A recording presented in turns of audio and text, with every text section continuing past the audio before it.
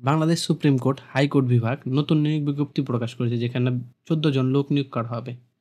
চলুন দেখে নেওয়া যাক কোন পদে ১৪ জন লোক নিয়োগ করা হবে, কিভাবে আবেদন করবেন, আবেদনের সময়সীমা এবং আবেদন করার জন্য কী যোগ্যতা প্রয়োজন।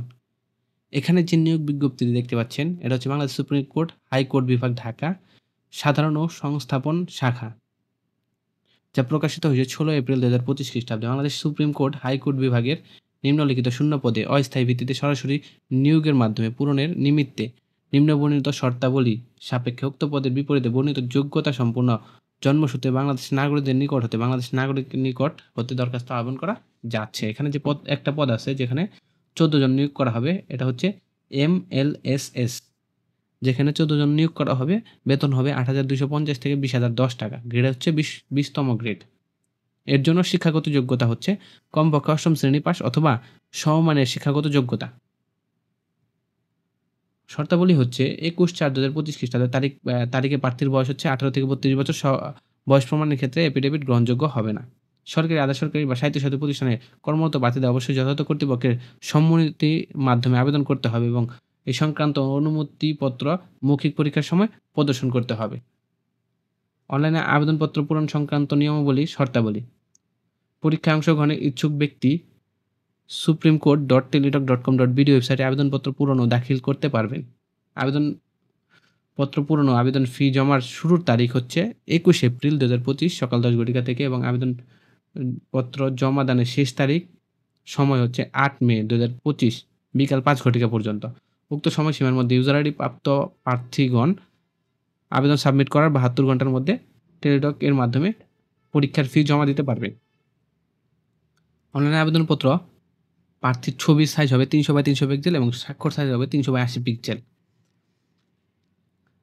অনলাইন আবেদনকৃত উল্লেখিত সকল তথ্য যেহেতু পরবর্তী সকল কার্যক্রমে ব্যবহৃত হবে, সেহেতু অনলাইন আবেদনপত্র সাবমিট করার পূর্বেই সকল তথ্যের সঠিকতা সম্পর্কে প্রার্থী নিশ্চিত হবেন। ঠিক আছে?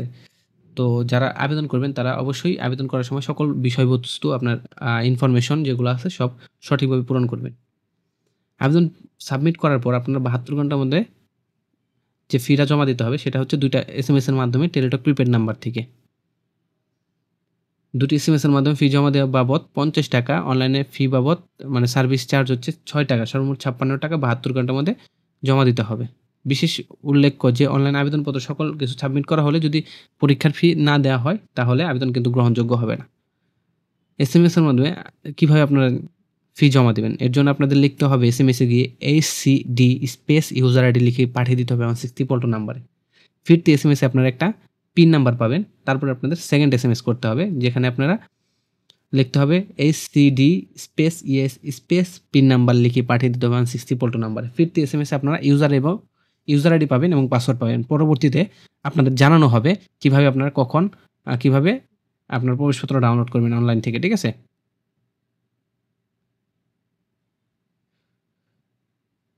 প্রার্থীর কর্তৃপক্ষ প্রদত্ত কোন তথ্য বা দলিলকৃত কাগজপত্র জাল, মিথ্যা, ভুয়া প্রমাণিত হলে কিংবা পরীক্ষার নকল বা অসাধু উপায় অবলম্বন করলে সকল সংশ্লিষ্ট প্রার্থীর প্রার্থিতা বাতিল করা হবে এবং সংশ্লিষ্ট বিরুদ্ধে আইনগত ব্যবস্থা গ্রহণ করা হবে। ঠিক আছে? যদি আপনারা ব্যবহারিক লিখিত পরীক্ষায় উত্তীর্ণ হয়ে যান, তখন মৌখিক পরীক্ষার সময় আপনাদের যে সকল কাগজপত্র সাথে নিয়ে আসতে হবে মৌখিক পরীক্ষার সময়, এটা শুধু প্রার্থীর সকল শিক্ষাগত যোগ্যতা সনদপত্র, প্রয়োজনের ক্ষেত্রে অভিজ্ঞতা সনদপত্র সহ কোটা সমর্থনের মূল কাগজাবলী, কোটায় যারা হবেন তাদের মূল কাগজপত্র নিয়ে আসতে হবে। প্রার্থীর যে ইউনিয়ন পরিষেবা এর বাসিন্দা, ইউনিয়ন পরিষদ চেয়ারম্যান, পৌরসভার মেয়র, কাউন্সিল কর্তৃক প্রদত্ত নাগরিকত্ব সনদপত্র, জাতীয় পরিচয়পত্র, জন্ম নিবন্ধনের সত্যায়িত অনুলিপি, অনলাইনে পূরণকৃত আবেদনপত্রের কপি নিয়ে আসতে হবে। পরীক্ষা সংক্রান্ত যাবতীয় তথ্য বাংলাদেশ সুপ্রিম কোর্ট ওয়েবসাইটে পাওয়া যাবে।